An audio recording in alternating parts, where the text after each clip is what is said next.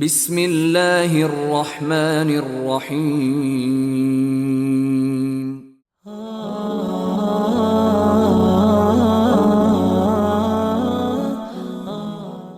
رسول اللہ صلی اللہ علیہ وسلم میدان عرفات سے واپس ہوئے۔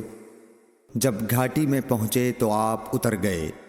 آپ نے پہلے پیشاب کیا، پھر وضو کیا اور خوب اچھی طرح نہیں کیا۔ تب میں نے کہا یا رسول اللہ، نماز کا وقت آ گیا۔ آپ صلی اللہ علیہ وسلم نے فرمایا نماز آگے ہے، یعنی مزدلفہ چل کر پڑھیں گے۔ جب مزدلفہ میں پہنچے تو آپ نے خوب اچھی طرح وضو، پھر جماعت کھڑی کی گئی۔ آپ صلی اللہ علیہ وسلم نے مغرب کی نماز پڑھی، پھر ہر شخص نے اپنے اونٹ کو اپنی جگہ بٹھایا، پھر عشاء کی جماعت کھڑی کی گئی اور آپ نے نماز پڑھی، اور ان دونوں نمازوں کے درمیان کوئی نماز نہیں پڑھی۔